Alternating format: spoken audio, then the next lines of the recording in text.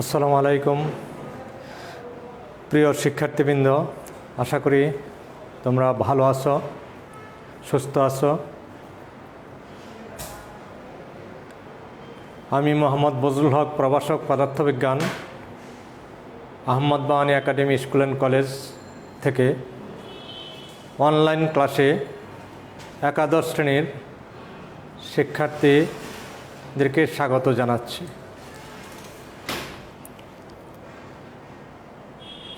আমি তোমাদের সাথে পদার্থবিজ্ঞান বিষয়ের প্রথম পত্রের দ্বিতীয় অধ্যায় ভেক্টর থেকে আলোচনা করব। প্রিয় শিক্ষার্থীরা, তোমরা লাইভ ক্লাসে জড়িত হও এবং যারা জড়িত হয়েছ তারা শেয়ার করে দাও, তাহলে তোমাদের অন্য বন্ধুরাও জড়িত হয়ে যাবে। তো একাদশ শ্রেণীর শিক্ষার্থীবৃন্দ, আমি গত ক্লাসে তোমাদের সাথে ভেক্টর নিয়ে প্রাথমিক কিছু আলোচনা করেছি। অধ্যায়টা ধারাবাহিক নিয়মে আলোচনার মাধ্যমে তোমাদেরকে বোঝানোর চেষ্টা করব। ভেক্টর কি? যেটা এক প্রকার রাশি, যে রাশি বর্ণনার জন্য মান এবং দিকের প্রয়োজন, তাকে ভেক্টর রাশি বলা হয়। এই বিষয়গুলি তোমরা গত ক্লাসে শুনেছ এবং আশা করি তোমরা ইতিমধ্যেই এই বিষয়গুলি সম্পর্কে ভালো ধারণা নিয়েছ। আজকে আমি ভেক্টরের বিভিন্ন প্রকার,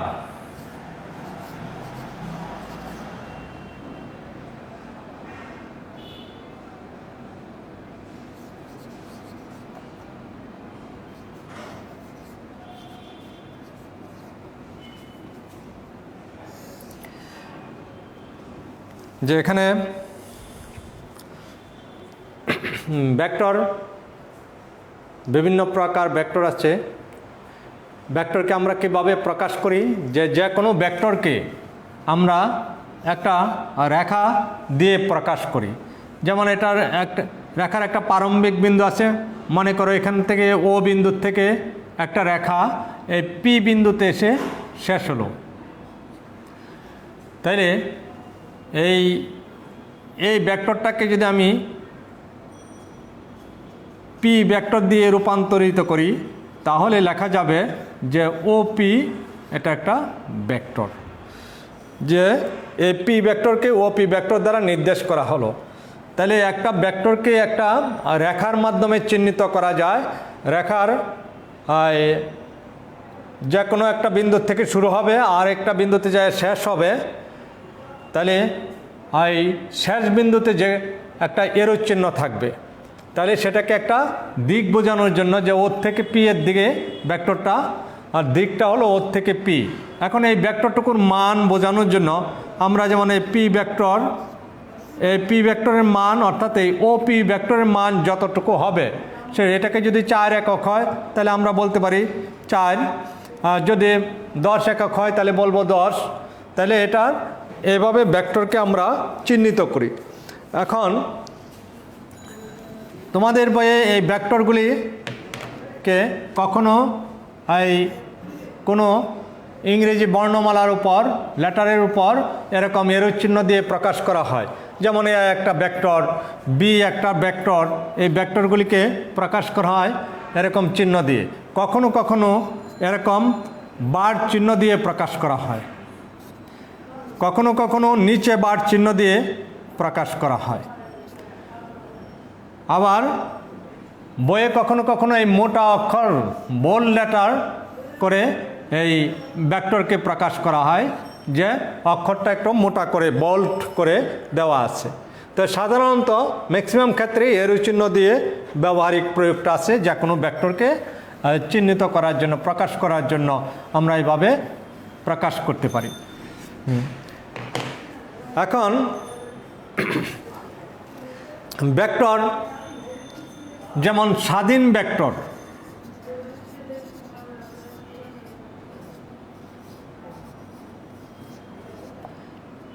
স্বাধীন ভেক্টর বলতে আমরা কি বুঝি? যে প্রত্যেকটা ভেক্টরই যেহেতু আমরা রেখার মাধ্যমে চিহ্নিত করি, তাহলে প্রত্যেকটা রেখার একটা পাদবিন্দু বা প্রারম্ভিক বিন্দু আছে। যেমন এই ও বিন্দু, এই বিন্দুটা হলো পাদবিন্দু বা প্রারম্ভিক বিন্দু অথবা প্রারম্ভিক বিন্দু, আর এখানে পি বিন্দুটা হলো শেষ বিন্দু।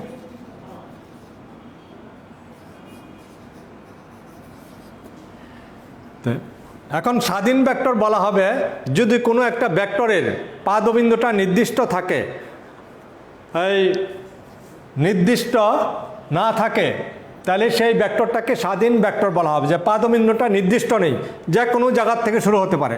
যেমন এই এখান থেকে শুরু হলো ওপি, অথবা এই এখান থেকে শুরু হলো ওপি, এরকম পাদবিন্দু কোনো নির্দিষ্ট নেই, যে কোনো জায়গার থেকে শুরু হতে পারে, স্থান থেকে শুরু হতে পারে, তাহলে সেই ভেক্টরটাকে বলা হবে স্বাধীন ভেক্টর।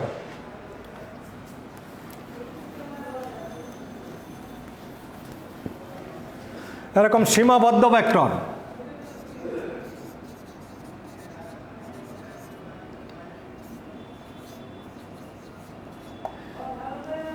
যে ভেক্টরের পাদবিন্দুটা নির্দিষ্ট, পাদবিন্দুটা নির্দিষ্ট তাকে বলা হবে সীমাবদ্ধ ভেক্টর। যেমন এখানে এই ওপি একটা ভেক্টর আমরা নির্দেশ করছি, এই মূলবিন্দু এক্স এবং ওয়াই সমতলের ও বিন্দুর থেকে এই ওপি ভেক্টরটা নির্দেশ করছে।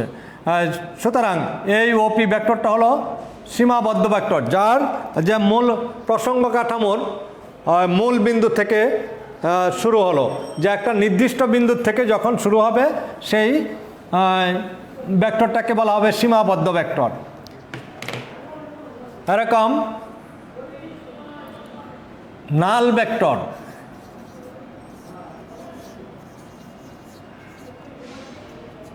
যে ভেক্টরের মান শূন্য বা যে ভেক্টরের মান শূন্য তাকে নাল ভেক্টর বা শূন্য ভেক্টর বলা হয়। যদি কোনো ভেক্টরের মানটা শূন্য হয় তাহলে সেই ভেক্টরটাকে বলা হবে নাল ভেক্টর অথবা শূন্য ভেক্টর। আর এই শূন্য ভেক্টরকে নির্দেশ করা হয় এই জিরো দিয়ে, জিরোর উপর একটা এরো চিহ্ন থাকবে। শূন্য ভেক্টরে কোনো নির্দিষ্ট দিক নেই, যে শূন্য ভেক্টর এই যেহেতু একটা ভেক্টরের মান যখন শূন্য হয়ে যায় তখন সেই ভেক্টরটাকে এই নাল ভেক্টর বা শূন্য ভেক্টর বলা হয়, এবং শূন্য ভেক্টরের কোনো সুনির্দিষ্ট দিক নেই।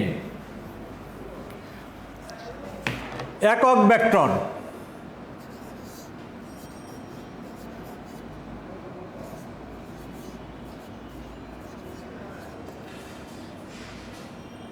একক ভেক্টর আমরা কাকে বলবো? যে একটা ভেক্টরের মান যখন এক হবে বা একক হবে তখন সেই ভেক্টরটাকে বলা হবে একক ভেক্টর। যে ভেক্টরের মান এক তাকে বলা হয় একক ভেক্টর। একক ভেক্টরকে সাধারণত এই স্মল লেটার দিয়ে প্রকাশ করা, যেমন এই এবং তার উপর একটা ক্যাপ চিহ্ন দেওয়া হয়। এরকম এ একটা একক ভেক্টর, বি একটা একক ভেক্টর, আই একটা একক ভেক্টর, এরকম যদি আমরা বলি এভাবে একক ভেক্টর নির্দেশ করা হয়। এখন একটা একক ভেক্টর আমরা কিভাবে পাবো? যেমন এখানে এ একটা ভেক্টর, তাহলে এই ভেক্টর একটা মান থাকবে। যেমন এটাকে যদি আমরা বলি এরকম এই চারটা খণ্ডে বিভক্ত, তাহলে এর এক একটা অংশ হলো এর একক, তাহলে আমরা বললাম যে এ ভেক্টরের মান বা সিম্পল এ লিখলে এরকম মান বোঝাবে যে 4। তাহলে এই এ ভেক্টরের একক ভেক্টরকে যদি আমরা এই স্মল এ দিয়ে প্রকাশ করি, তখন এই এ ভেক্টরকে ওই ভেক্টরের মান দ্বারা ভাগ করলে যে ভেক্টর পাওয়া যাবে সেটাকে বলা হবে তার একক ভেক্টর। তাহলে এই এ ভেক্টর, এইখানে এ ভেক্টরের মান আমরা বলছি 4 দিয়ে ভাগ করলে তখন এই এ ভেক্টরের একক ভেক্টর পাওয়া যাবে। যে কোনো একটা ভেক্টরকে সেই ভেক্টর রাশির মান দিয়ে ভাগ করলে তখন আমরা একক ভেক্টর পেয়ে যাই। এবং একক ভেক্টরকে এরকম এই স্মল লেটার দিয়ে তার উপরে ক্যাপ চিহ্ন দিয়ে এখানে এই একক ভেক্টরকে নির্দেশ করা হয়। সদৃশ্য ভেক্টর।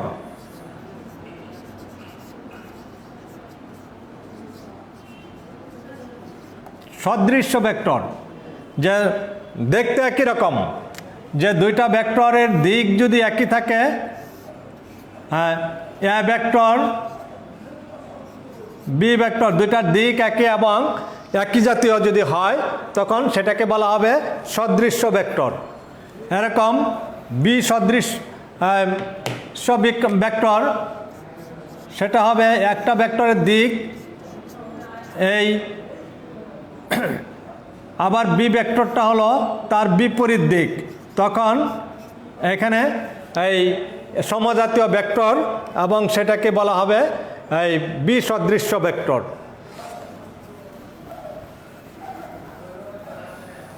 এরকম অবস্থান ভেক্টর।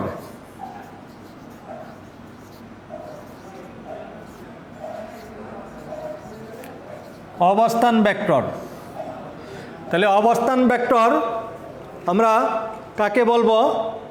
যে প্রসঙ্গ কাঠামোর মূল বিন্দু থেকে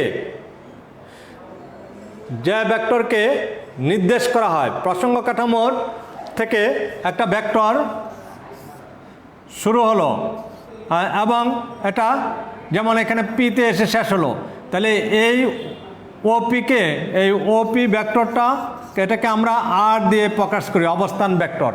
যে প্রসঙ্গ কাঠামোর মূল বিন্দু থেকে শুরু করে যে ভেক্টরটা নির্দেশ করা হয় সেটাকে বলা হয় অবস্থান ভেক্টর। এরকম ঋণ ভেক্টর, এখানে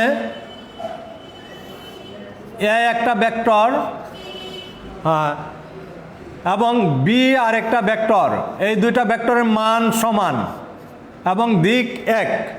এখন যদি এ এবং বি ভেক্টরের মান সমান হয় এবং দিকটা যদি ভিন্ন হয় তখন সেটাকে বলা হবে ঋণ ভেক্টর। এ ভেক্টরের ঋণ ভেক্টর হলো বি ভেক্টরটা হলো এখানে ঋণ ভেক্টর। তাহলে এরকম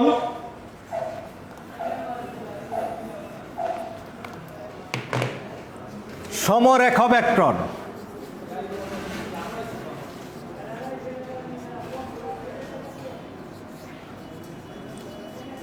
সমরেখ ভেক্টর যে একটা রেখার মধ্যে যদি অনেকগুলি ভেক্টর, দুই বা ততোধিক ভেক্টরকে যদি একটা রেখার মধ্যে নির্দেশ করা যায় তখন সেই ভেক্টরগুলিকে বলা হবে সমরেখ ভেক্টর। অথবা একই সমতলে যদি এই ভেক্টরগুলি যদি পরস্পর সমান্তরাল থাকে, যেমন এখানে A vector, B vector, C vector, এইগুলির দিক একই, এবং সুতরাং এই ভেক্টরকে বলা হবে সমরেখ ভেক্টর। যে একই রেখায় অথবা পরস্পর সমান্তরালভাবে যদি অবস্থান করে তখন সেই ভেক্টরকে বলা হবে সমরেখ ভেক্টর। আবার সমতলীয় vector,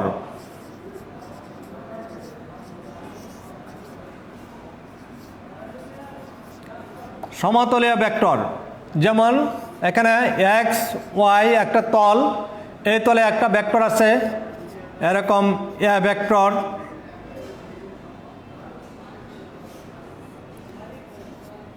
B vector, D vector, এরকম সি ভেক্টর,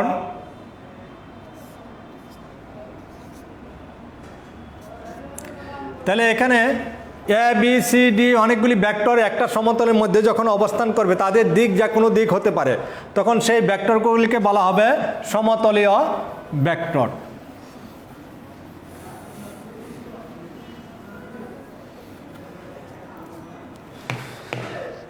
তাহলে এরকমভাবে আমরা বিভিন্ন প্রকার ভেক্টর দেখতে পাই এবং ভেক্টর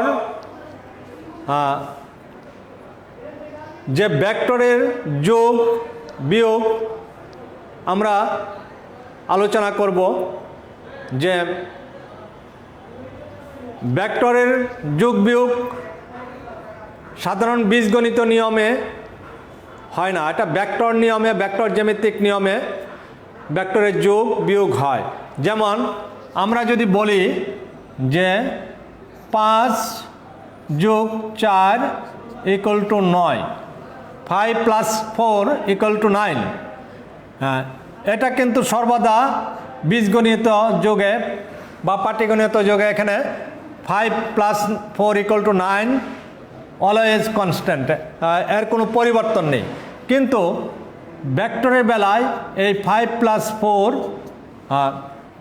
এটা 1 থেকে 9 পর্যন্ত যে কোনো ফল হতে পারে, সর্বনিম্ন 1 হতে পারে, সর্বোচ্চ 9 হতে পারে, 1 থেকে 9 পর্যন্ত তার মান পাওয়া যেতে পারে। আমরা একটু এই কিভাবে হবে সেটা আমরা একটু দেখার চেষ্টা করি। যে এখানে একটা ব্যক্তি এ অবস্থান থেকে 5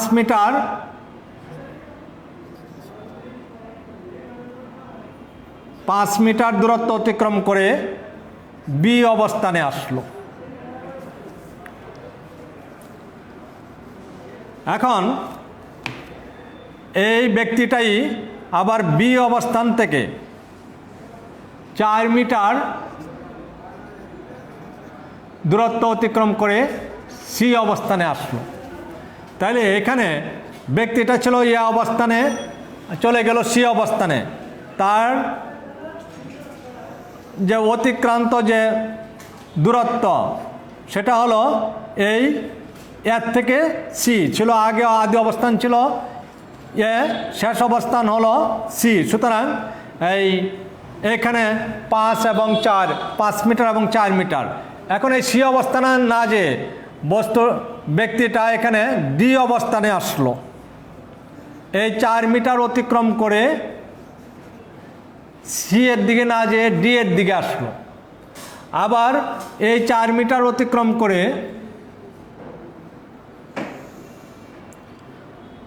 এই ই এর দিকে আসলো।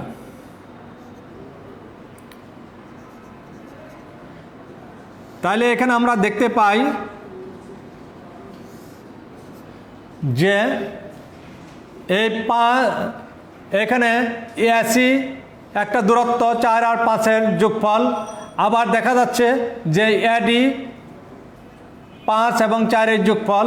আবার দেখা যাচ্ছে এই 5 এবং 4-এর যোগফল। কিন্তু আমরা চিত্রের দিকে যদি তাকাই তাহলে দেখা যাচ্ছে যে AC is greater than eddy is greater than এই। তাহলে এই মানগুলি এক হচ্ছে না, যে এখানে এই প্রত্যেকটা মানই কি, এসির মানটা সবচেয়ে বেশি, এডি এর মানটা সবচেয়ে কম, এই এর মানটা আরও কম। তার মানে দেখা যাচ্ছে যে এখানে তার দিকের পরিবর্তনের কারণে এখানে মানের পরিবর্তন হয়ে যাচ্ছে, একরকম দূরত্ব পাওয়া যাচ্ছে না। আমরা সর্বাধিক দূরত্ব বলতে বুঝি যে আদি অবস্থান থেকে শেষ অবস্থান পর্যন্ত। তাহলে ব্যক্তির দ্বারা অতিক্রান্ত দূরত্ব 5 এবং 4 মিটার সর্বক্ষেত্রেই ঠিক আছে, কিন্তু তার অবস্থানগত কারণে এই প্রত্যেকটার দূরত্ব একরকম হয় নাই।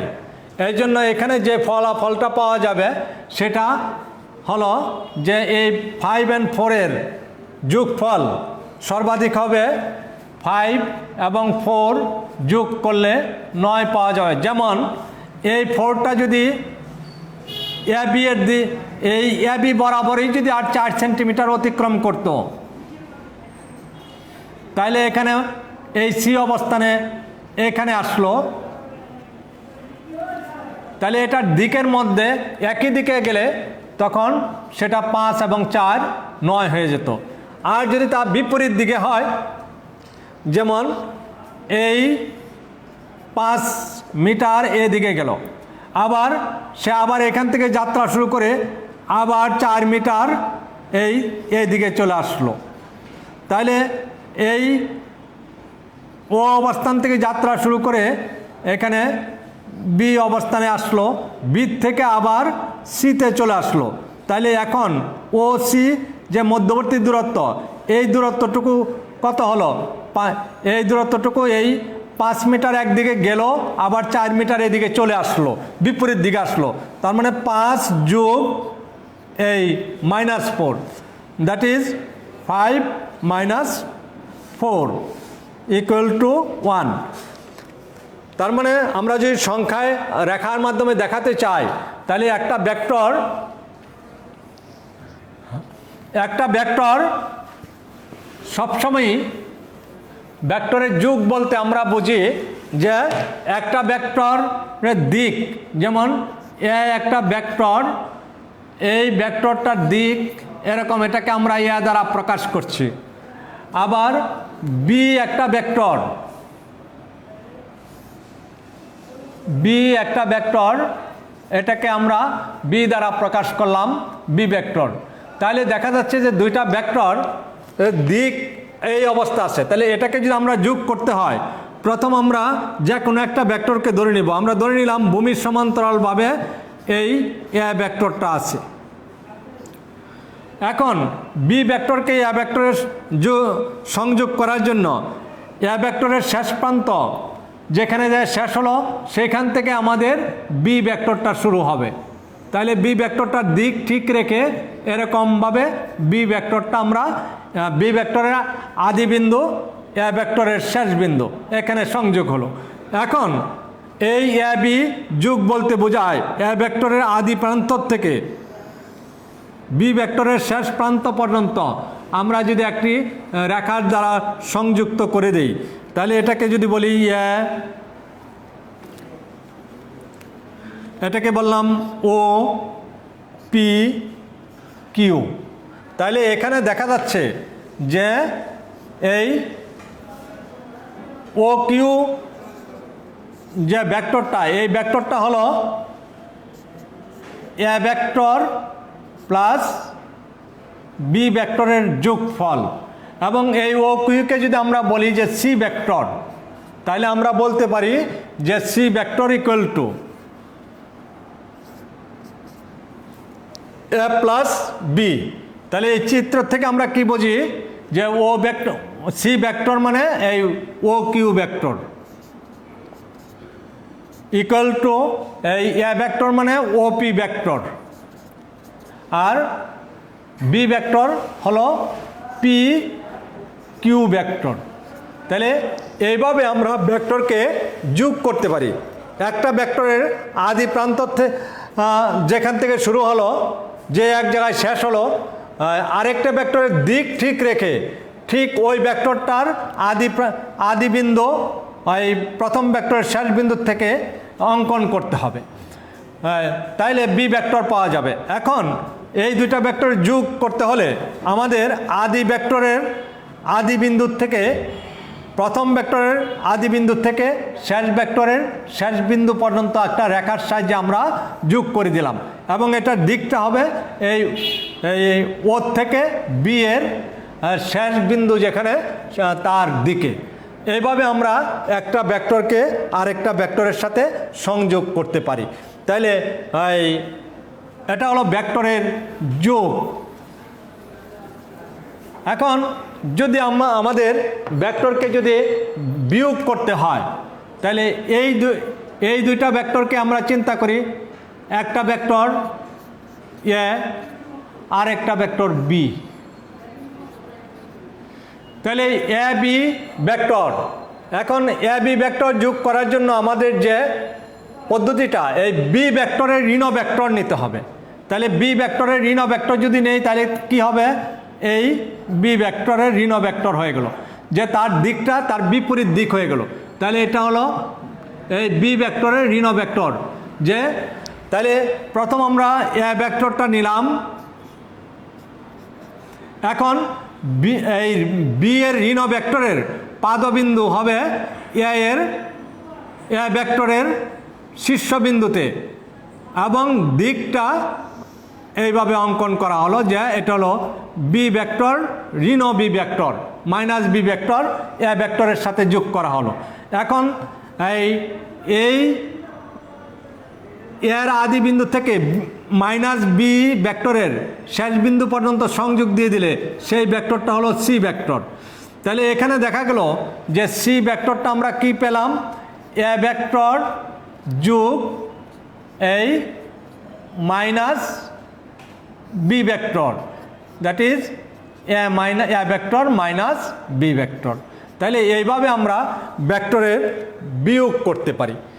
যে এখানে একটা ভেক্টর, যে ভেক্টরটা আমরা একটা ভেক্টর থেকে বিয়োগ করব, যে ভেক্টরটাকে বিয়োগ করতে চাই সেই ভেক্টরটার ঋণ ভেক্টর নিয়ে নিতে হবে। যেমন এ ভেক্টর থেকে আমি বি ভেক্টরটা বিয়োগ করতে চাচ্ছি, তাহলে বি ভেক্টরের ঋণ ভেক্টর প্রথম অঙ্কন করে নেওয়া হলো, এবং এই ঋণ ভেক্টরটাকে এ ভেক্টরের সাথে সংযোগ দেওয়া হলো।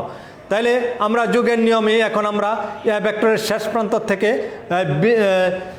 বি এর ঋণ ভেক্টরের আদি প্রান্ত শুরু হয়ে দিকটা ঠিক রেখে দেওয়া হলো।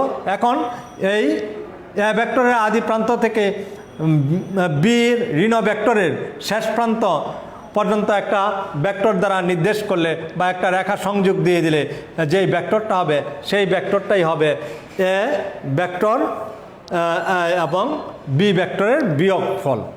তাহলে এ ভেক্টর বিয়োগ বি ভেক্টর, এ ভেক্টর যোগ বি ভেক্টর, এই যে ভেক্টরের যোগ এবং বিয়োগগুলি আমরা বললাম, প্রত্যেকটা ভেক্টরে কিন্তু সমজাতীয় ভেক্টর হতে হবে। সমজাতীয় ভেক্টর যোগ করা যাবে, যেমন 10 নিউটন এবং 5 নিউটন, দুইটাই ভেক্টর রাশি, এই দুইটা একত্রে যোগ করা যাবে। কিন্তু 10 নিউটনের সাথে আমি ইচ্ছা করলেই এই অন্য আরেকটা যোগ করে, সমজাতীয় ভেক্টর হতে হবে। সমজাতীয় ভেক্টর যোগ করা যাবে, এবং সমজাতীয় না হলে সেটা যোগ করা যাবে না বা বিয়োগ করা যাবে না। যেমন আমরা স্বাভাবিক নিয়মে যে বিয়োগটা করি, 10 কেজির থেকে 5 কেজি বিয়োগ করা যাবে, 10 কেজির সাথে 5 কেজি যোগ করা যাবে, কিন্তু 10 কেজির সাথে 10 টাকা যোগ করা যাবে না। তাইলে এটাই সমজাতীয় ভেক্টরের যোগ এবং বিয়োগ হয়।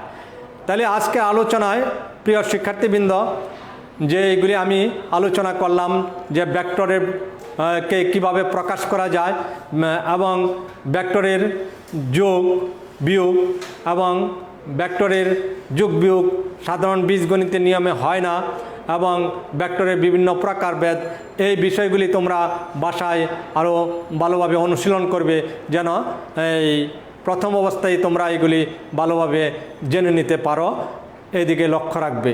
আশা করি তোমরা এগুলি বাসায় অনুশীলন করবে।